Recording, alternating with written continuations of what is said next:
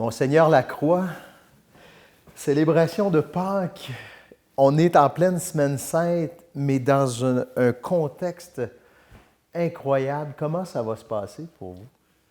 C'est évident que c'est de l'inédit pour nous. On nage dans des eaux nouvelles, on apprend à nager là-dedans. C'est sûr qu'on connaît bien nos célébrations, on est habitué de les vivre à chaque année. Moi, ça fait 32 ans de suite que je célèbre la Semaine Sainte et Pâques. Mais cette année, en l'absence du peuple de Dieu avec nous, nos bancs sont vides. On va célébrer de façon, avec autant de foi et de ferveur, et on va y mettre beaucoup de cœur.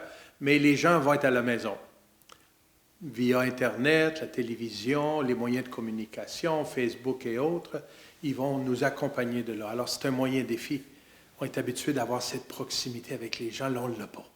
Mais déjà, les expériences des dernières semaines nous montrent que les gens ont besoin de ce message d'espérance qu'est l'Évangile. Et les gens se branchent et se connectent. Et un peu trop même!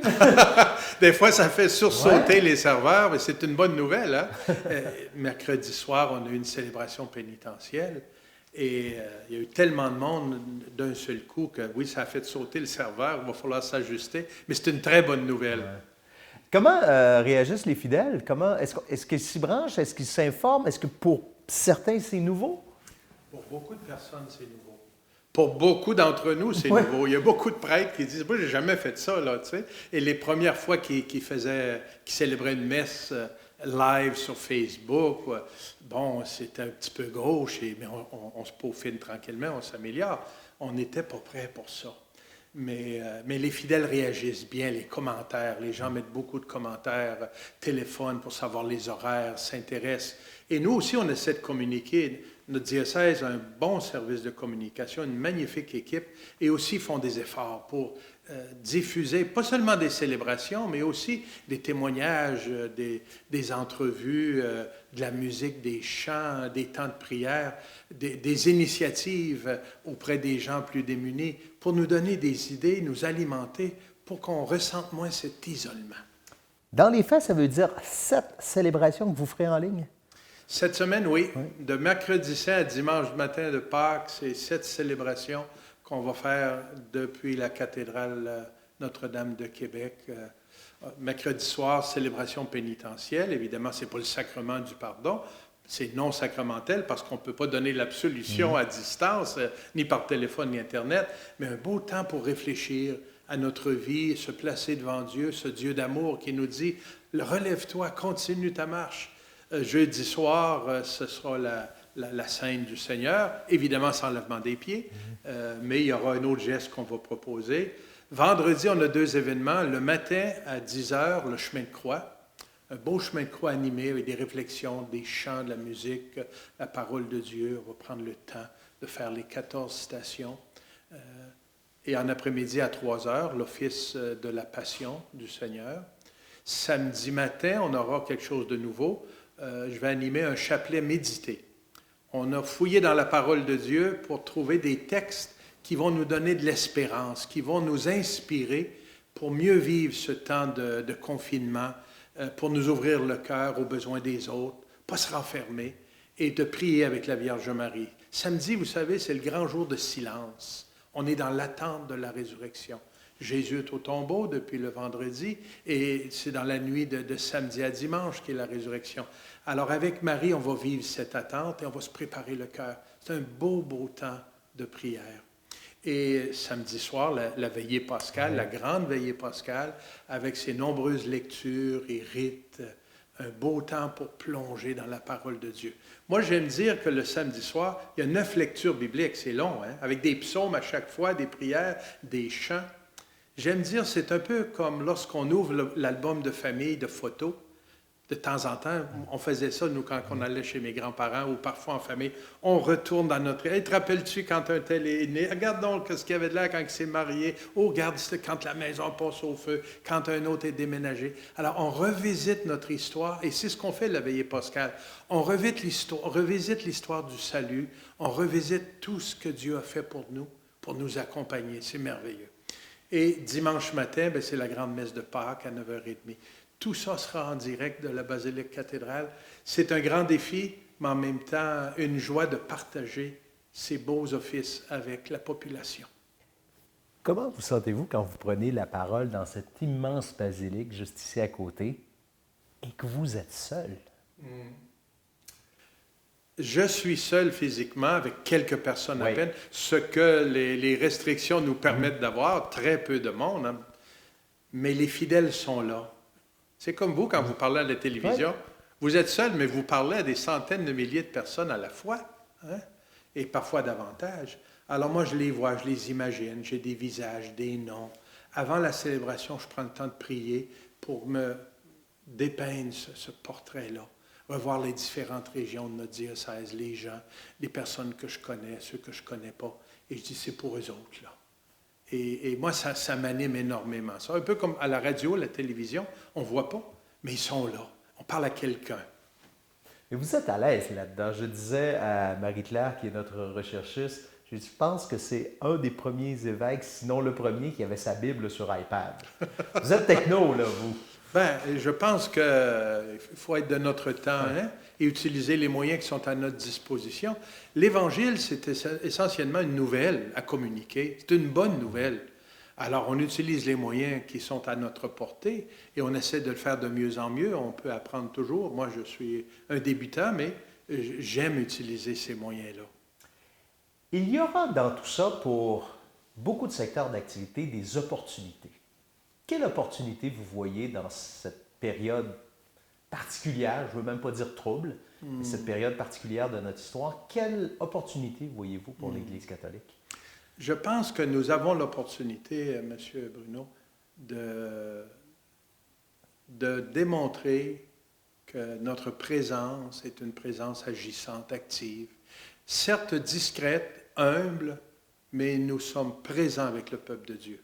Moi, je suis émerveillé de voir les efforts que font toutes les équipes pastorales dans les paroisses et dans les autres milieux où nous sommes. Il y a des gens qui accompagnent des malades dans les hôpitaux, les centres des CHSLD et les résidences. Il y a des gens dans des organismes communautaires qui, au nom de leur foi, sont présents. Et je pense que c'est une opportunité pour dire, je pense que nous sommes un service essentiel. Non, je ne le pense pas, j'en suis sûr, à notre façon. C'est sans prétention que je dis ça. Mais ce que nous avons à offrir de présence, d'accompagnement, d'accueil, d'écoute, d'aider les gens à trouver l'espérance, à trouver sens à ce qu'on vit, me semble que c'est important, ça, dans la société. Et je pense que nous avons à le montrer parce que nous sommes une présence simple qui essaie d'être vraie, transparente et au service des gens. Jeudi Saint, c'est ce qu'on célèbre. Jésus qui dit à ses apôtres, c'est presque son testament, c'est son dernier repas. Et qu'est-ce qu'il fait? Il se lève en plein milieu du repas, il enlève son vêtement, il met un tablier, puis il se met à genoux pour laver les pieds de ses disciples. Mais ça ne va pas, ça. On ne fait pas ça dans un grand banquet comme ça. On le fait avant, et c'est jamais l'autre qui fait ça. C'est un serviteur. Jésus dit, c'est ça notre mission, nous, servir. Nous mettre au service des gens. Alors, c'est notre opportunité. Ça n'est une nouvelle pour dire, nous sommes là pour vous servir et vous aider à vivre, parce qu'on croit à la vie. D'un point de vue spirituel, lorsqu'on va à l'Église, lorsqu'on va à la messe, c'est un rassemblement de plusieurs individus dans un lieu physique, mais profondément, ce que vous souhaitez, ce qu'on souhaite dans la prière, c'est d'aller à l'intérieur de soi. Oui. C'est pas mal ce qu'on fait, là, actuellement. Les gens sont seuls chez eux, alors il y aura cette même quête intérieure, même si les gens ne sont pas physiquement dans l'Église. Évidemment. Ils sont probablement mieux assis chez eux, dans le fauteuil et les ébouilles. Je ne peux pas dire. À l'Église. Avant que vous le disiez, monsieur. Non, mais sérieusement, qu'on soit à la maison ou à l'Église, c'est sûr qu'en ce moment, on n'a pas le choix. Hein? On ne peut pas se toucher, on ne peut pas être proche, on ne peut pas se donner des accolades. Vous êtes arrivé ici, on ne s'est même pas donné la main, c'est pas normal. Ça. On partait pour y aller, mais non, c'est vrai, non, on se retient. Oui. Alors, c'est sûr que chacun fait son effort pour rentrer en dedans lui-même et retrouver son cœur profond, retrouver la présence de Dieu et entrer en communication, en prière avec le Seigneur. Mais ce n'est pas l'idéal, parce qu'on n'est pas fait pour vivre isolé. Ça peut faire pour un temps, mais ce n'est pas normal. On est fait pour être ensemble, en communauté, rassemblés. Et il y a une joie d'être coude à coude hein, dans un même lieu, que ce soit un groupe de partage, un groupe de prière, une célébration dans une église ou ailleurs. Humainement, on a besoin de ça. Là, on accepte ces contraintes parce que c'est nécessaire et c'est très important. Et vous avez vu notre Église et les chefs religieux d'un peu partout au Canada et au Québec, on a insisté beaucoup pour que les gens respectent. C'est nécessaire. Notre gouvernement nous donne des directives, des suggestions et parfois nous invite fortement. C'est important qu'on le fasse. Mais il y aura un bout à ça. Que ce soit quelques semaines ou quelques mois, on va revenir à une vie où la fraternité sera plus expressive, elle sera plus comme on a l'habitude de le faire. Il y aura des changements sûrement dans nos comportements, mais on a besoin de retrouver cette proximité, une tape sur le dos, dans le dos, une poignée de main, une accolade. Ça fait du bien, c'est nécessaire. Manger ensemble, célébrer ensemble. Ouais. Qu'est-ce qui, personnellement, vous manque, vous? Je pense que vous venez d'en dénumérer. J'ai l'impression que c'était l'homme qui me parlait, là, Gérald Cyprien-Lacroix, là, quand manger ensemble, se serrer la main, se faire l'accolade. C'est ça qui vous manque? Écoutez, moi, je suis un gars de famille. Hein? Je suis l'aîné d'une famille de 7 enfants. J'ai 19 neveux et nièces et 15 arrière-petits-neveux et nièces. Alors, voyez-vous, j'ai... Bon réflexe. Mais ça me manque énormément, les liens avec les autres. Écoutez, on est une douzaine à vivre dans cette maison ici, à l'Archevêché. On mange éloignés les uns des autres, jamais on se touche. Nos moments de prière sont éloignés les uns des autres. Ce n'est pas une vie normale, ça. Hein? On a besoin de retrouver ça. Évidemment, comme ça fait 3 mois, moi, que j'étais en convalescence jusqu'à cette semaine, je me suis préparé un peu à cet isolement parce que j'ai été retiré de la vie. Mais ça non plus, ce n'est pas normal. On le fait parce qu'il y a des raisons de le faire. La convalescence l'exigeait. Maintenant, la situation avec la COVID-19 l'exige. Mais on ne peut pas vivre longtemps comme ça. On est fait pour vivre en famille, en communauté. Dernier point, et vous l'abordez, la santé. Comment ça va, Monseigneur? Bien, je pense que vous voyez que j'ai perdu quelques kilos. Vous m'avez dit 3-4 livres. Peut-être davantage. Mais l'important, ce n'est pas juste le poids, c'est la santé. Ouais. Vraiment, cette chirurgie bariatrique m'a donné l'occasion de faire le point, de prendre le temps nécessaire pour prendre mieux soin de moi. Vous savez, un évêque comme pasteur et bien d'autres professions et vocations, c'est la même chose. Parfois, on est tellement occupé à s'occuper des autres qu'on s'oublie un peu trop. On ne prend pas assez bien soin de nous. Et si on veut servir longtemps, il faut prendre mieux soin de nous. Et moi, c'était le cas. J'étais rendu à un point où j'avais vraiment besoin. Et mon médecin me le disait, si vous voulez servir encore en santé, bien, il faut s'en occuper. Alors, j'ai accepté de subir cette opération. Je ne le regrette pas et j'ai choisi de le dire dès le point de départ. Ce n'est pas une honte de prendre soin de soi. J'ai choisi de le dire pour que ça soit public et pour que les gens voient que, bon, toute personne a besoin de s'arrêter à un moment donné et de faire le nécessaire. Moi, j'ai 62 ans. Normalement, un archevêque, un évêque, ça va jusqu'à 75 ans et ça donne sa démission au pape. Un cardinal jusqu'à 80.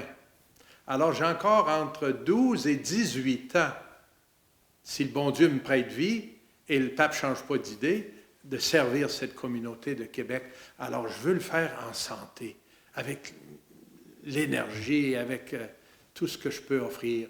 Et j'avais besoin de faire ça. Et le Seigneur m'a donné la force et l'encouragement des gens aussi. Les gens m'ont beaucoup soutenu. C'est la prière, c'est les encouragements, des téléphones, des cartes, pour me dire, lâchez pas, vous faites un bon choix. Alors, je ne le regrette pas et j'espère continuer dans cette ligne-là. Monseigneur Lacroix, je vous souhaite une belle semaine sainte. À vous aussi, puis une joyeuse Pâques à vous et à tous ceux et celles qui vous écoutent. Merci. Voilà.